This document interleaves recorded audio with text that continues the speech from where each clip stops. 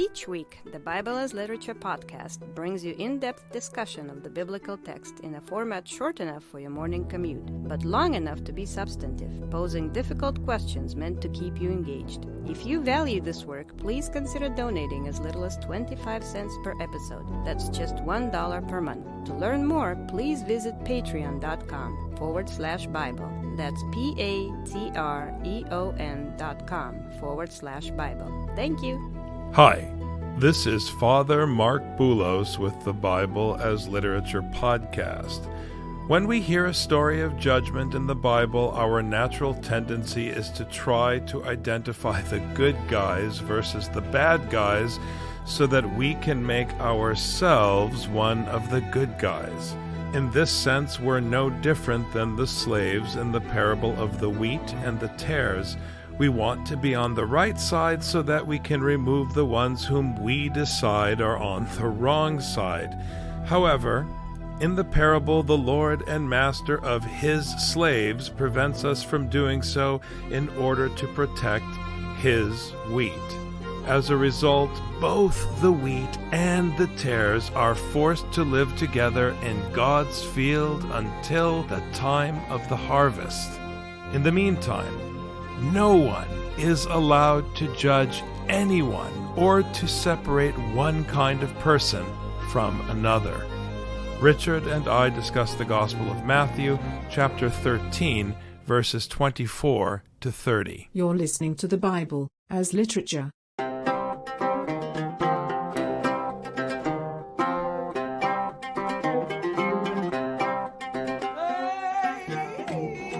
Hi.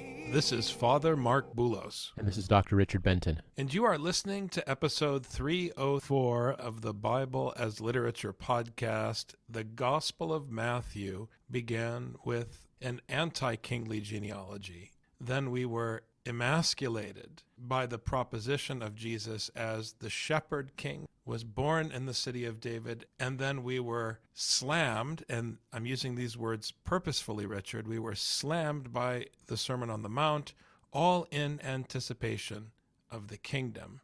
Jesus, in the parables in Matthew, has been systematically demonstrating how everyone falls short of the measure of the Torah expressed in the perfection of the Sermon on the Mount. But now we come to a turning point in Matthew with the parable of the tares among the wheat, truly shifting to judgment in a very explicit way. This idea of judgment, it's always based on the actions that are taken. You know, before this, we had the last parable all about sowing and sowing and sowing. And then in this next parable, it's all about harvest. And how does one harvest? The job of the soil is simply to accept the seed so that the seed can grow and produce what it produces. The job then of the one who teaches is to make sure that that word goes out, to make sure that that teaching goes out, to make sure the seed is planted, and then it keeps moving and moving and moving. Okay, so now that the seed is planted, the job of the servants of the sower is to cultivate it and to make sure that it bears all the fruit that it can. So we have to remember that the fruit is the focus, just like you said, Father. It's all about the judgment. Whenever we have this focus on the fruit, then we have judgment in mind, because that is when the cost is going to be counted. That is when the produce is going to be collected. That's where the final count is going to be made. That's exactly right, Rich. The fruit and the judgment are linked, and in effect, the parable of the sower in Matthew specifically consolidates the critique that Jesus has leveled against those who would call themselves teachers. Right? There's a tension between people sowing the wrong thing, which results in blindness and possession by false spirits, and there's the Son of Man, the protagonist who loses in the Gospels, Jesus Christ. You have this one who is sowing the teaching of the kingdom, which is his Father's law. That's the progression in Matthew, and he is trying to raise up children to that kingdom through the line of Abraham, established not by lineage, identity, or tribe, but established by the instruction. This is what makes you an adopted son. This overview that I'm pushing, Richard, I think is critical because Matthew really will open up the parables of the kingdom as we shift from these stories of sowing and reaping.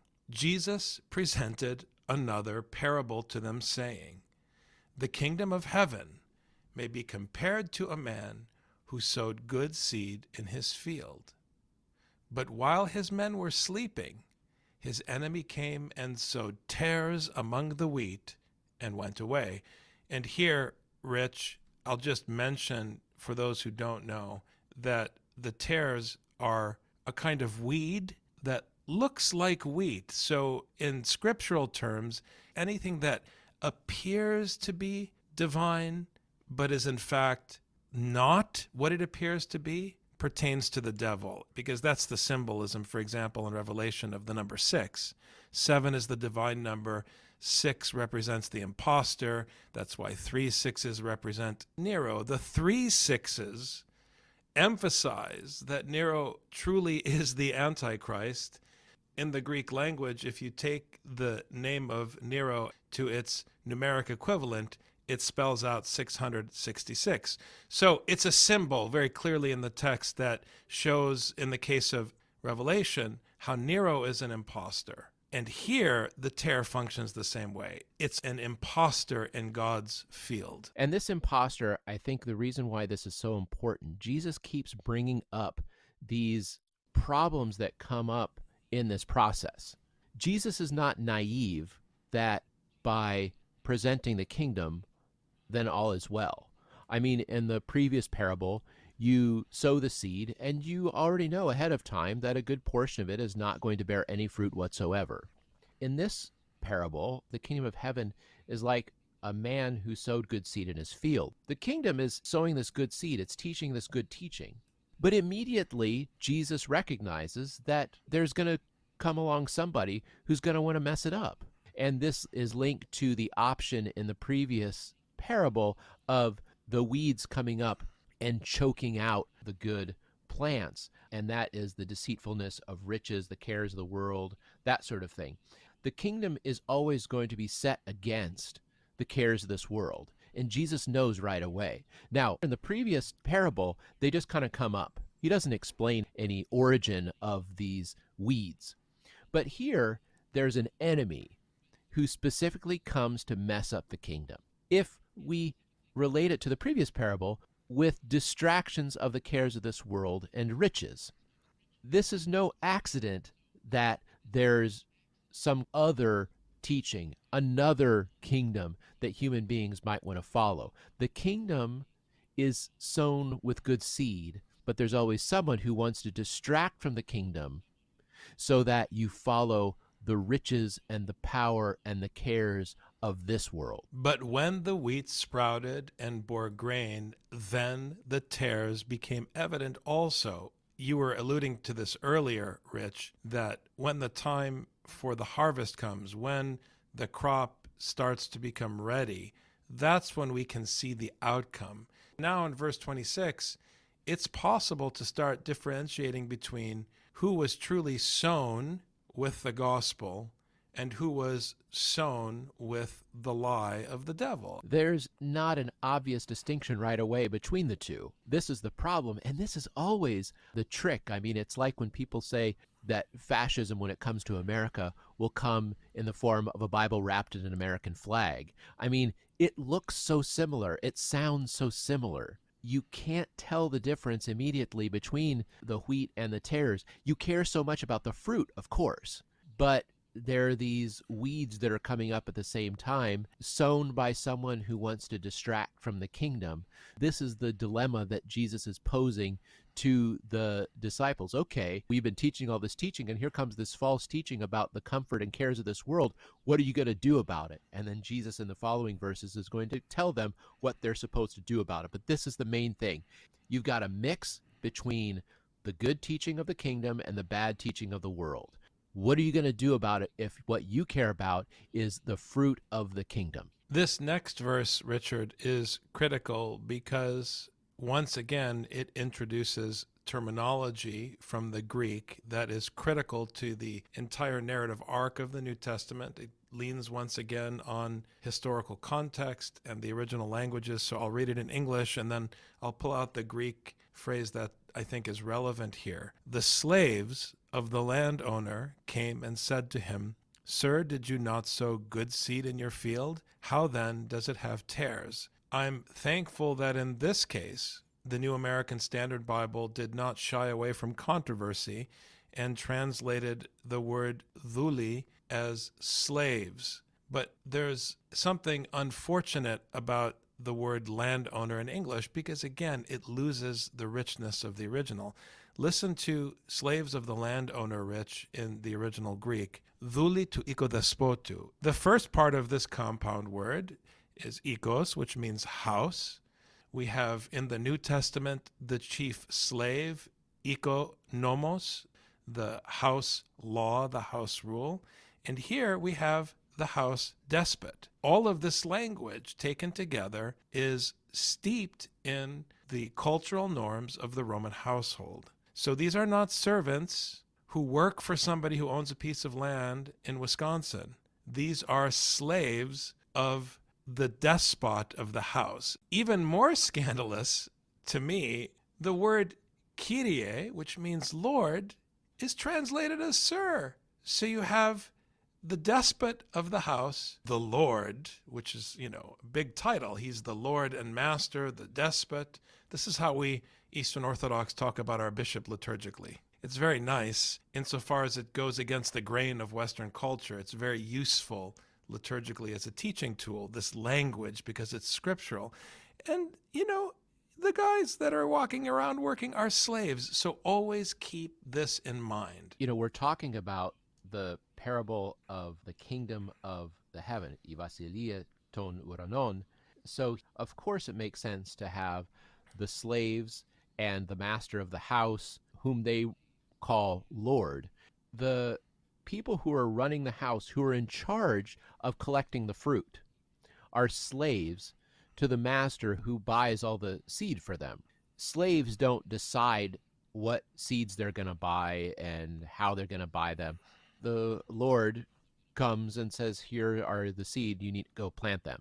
The kingdom of heaven that this is depicting requires a Lord that is in charge of distributing the seed to the ones who are sowing them. It's important to place our attention on the household and how the household is set up, because these slaves have a job to do, and now they're wondering what they're supposed to do. So they say, didn't you sow good seed? Jesus, I thought you taught the gospel. I thought you taught Torah. What's the deal? We're hearing all these crazy things that sound kind of like what you're saying, but it doesn't sound quite right. How do we deal with this? That's what he's doing to the disciples. He's putting them in this position of having to confront this issue. We've got the true teaching, and we've got these false teachings that sound awfully good. What are we supposed to do as disciples when we're confronted with this mix of good teaching and bad teaching all intertwined, where it's kind of hard sometimes to tell the difference between the good teaching and the bad teaching? Lord, what are we supposed to do in that case? I think it's beautiful because Jesus sets it up ahead of time before the disciples even have a chance to ask the question. He is asking the question for them, so to speak. The disciples are going to get an answer about what to do when they see this mix of teachings out there in the field where they're supposed to be collecting fruit for the kingdom. It's clear that Jesus, the Ezekielian Son of Man, is the Lord and the master of the household in the story. He is the ikodespotin. He is the Kyrios. He is the one who is sowing the seed. And as that Lord and Master, he is also a caring shepherd who doesn't want to jeopardize the good fruit of his Father's teaching. And he said to them, an enemy has done this. The slaves said to him, do you want us then to go and gather them up? But he said, no, for while you are gathering up the tares, you may uproot the wheat with them. Here, Matthew's teaching about not judging others is fully functional. And Jesus is explaining how he cares for the flock by holding back with patience until the time of the judgment to separate the wheat from the tares so as to protect the wheat. His reference is to care for the well-being of the fruit of his Father's instruction. And if that means holding off and not allowing the slaves in his household to rush to judgment to decide which is wheat and which is a tare, so be it. As the Apostle Paul taught us, he won't even judge himself before the time. And that's the same teaching at work here. I love Matthew because it's complex and interconnected. The longer I spend time in Matthew, the more I am grateful, Father Mark, that we have this opportunity to move so slowly through these texts because we do have the time to see these connections as we converse with each other. The Lord of the house calls out this enemy. The servants, naturally, what they think is, if we're going to have the kingdom, then we only want the one teaching. We don't want a mix of bad teaching and good teaching. We just want the one teaching, the good one. So the servants, who are not lazy, they're ready to get out there and work and start pulling up weeds one at a time. Jesus says, don't. Hold off. And this is what I think is so interesting. They might accidentally pull up wheat instead of a weed. And this is what Jesus's biggest concern is. This is what the master's main concern is. Don't accidentally pull up a wheat, because the master only cares not about the purity of the field, that it only contains one teaching, but the fruit. He only cares about the fruit. And you accidentally pull up a wheat, you're going to lose that fruit. Leave it in there. And you know what? Leave in all the weeds, because if you accidentally pull up a wheat that was destined to bear fruit, we lose out on that fruit. It is not about the purity of the field. I don't care if the field looks nice. I don't care if the field is amber waves of grain. I don't care. I'm wondering, do I get fruits of grain on the day of harvest? He is completely focused on the harvest. The disciples then, when they see this mix of teachings out there, they are not allowed to uproot those other teachings, which, as you said, Father, it's all interconnected. The previous scene a few chapters ago, when Jesus sent the people out, they weren't supposed to argue. Just go and spread the seed. If the enemy sows other seeds and, the people you confront have some wacky teaching that they're following, don't argue. Just sow your seed and go. Our job, if we're going to be hearing this word, is simply hearing it and bearing fruit. We have to wait for the Lord of the harvest to collect his fruit, to reap. That is his job. It is his call and his decision. What's interesting about this metaphor is that in this case, the slaves aren't the ones sowing. It's the Lord who is sowing, the Kyrios who is sowing the seed in this specific passage. And it's not clear. I think it's easy and wrong to assume that because these slaves pertain to the ikodespotin in the parable, that they themselves are protagonists, but it's not clear. Otherwise, why would Jesus have had to warn them, just hold back until the time of the harvest? When you look at what's happening in our culture, people are all rushing around to heap coals on each other's head, and it causes suffering. These slaves may themselves, to the extent that they disobey the master and try to judge before the time, they may themselves sow tares in the Lord's field. Because if the slaves are disobedient and rush to judgment, they become a corrupting force. They make themselves the enemy. I want to stress that you cannot view the slaves positively or negatively. We want to view them positively because we like to think that Jesus is talking about us. That's fine as long as you understand a slave can be thrown out of the household for being disobedient. Always, always, always hold back from jumping into classical Western Hellenistic literature of good guy and bad guy. And guess what? This Lord, he's not out to destroy the bad guy. The thing that I mentioned before, that fascism comes in a Bible wrapped in an American flag, it is precisely this ideology that wants the entire field to be pure, wheat only. This is the root of nationalism. We want our kind, and we want to get rid of that kind. This is the heart of immigration. What kind of people should be mingling with us? This is the heart of the culture war. Is it okay that people believe this and believe that at the same time? I mean, it is the rotten comfort that comes from purity and being able to control what is going on around me. Because if I root up all the weeds around me, okay, then I know what kinds of plants are around me and I don't have to wonder. The person who thinks like that is perfectly willing to accidentally pull up something that's good just to make sure there's nothing bad around. We want to root up the evil in our midst before the time. So you know the Beatles song, Richard, Here Comes the Sun? This is Matthew's song, Here Comes the Kingdom. Allow both to grow together until the harvest. And in the time of the harvest, I will say to the reapers, first gather up the tares and bind them in bundles to bury them up, but gather the wheat into my barn. We are stuck in the first half of verse 30 in this life. We must live together as wheat and tares without judging each other. This is the power of the proclamation of the kingdom for this life that we are living now.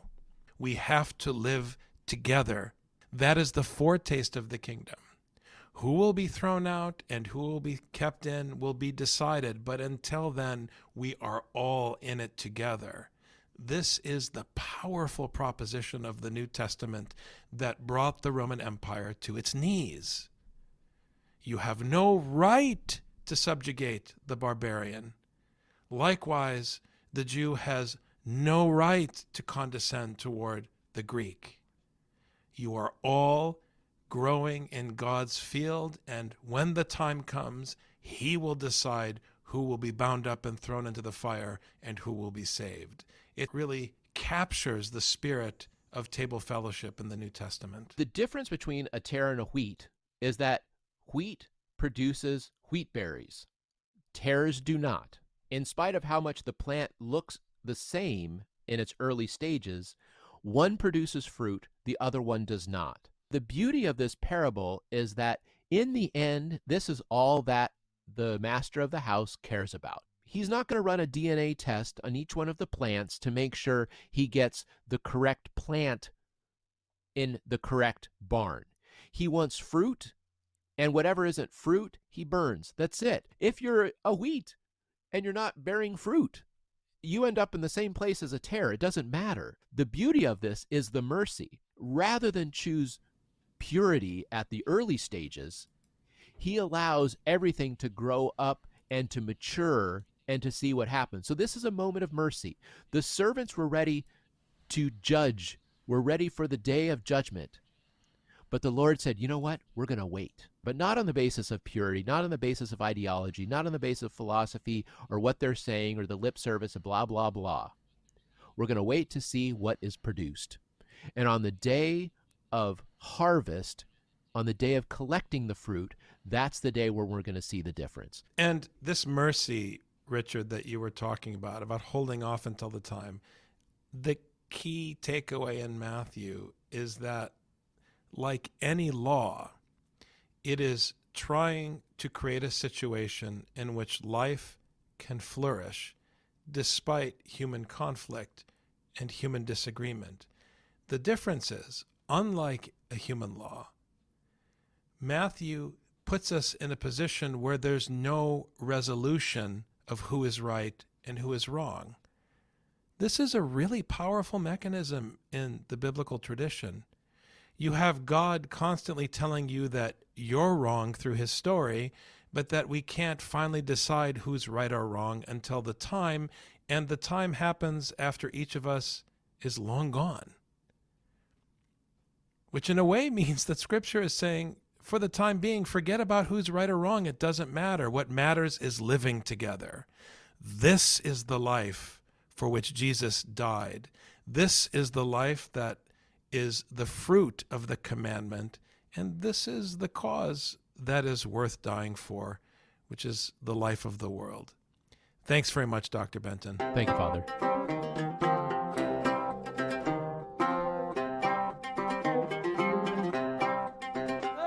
You've just heard the Bible as literature. Thanks for listening. The Bible as Literature is a production of the Ephesus School Network.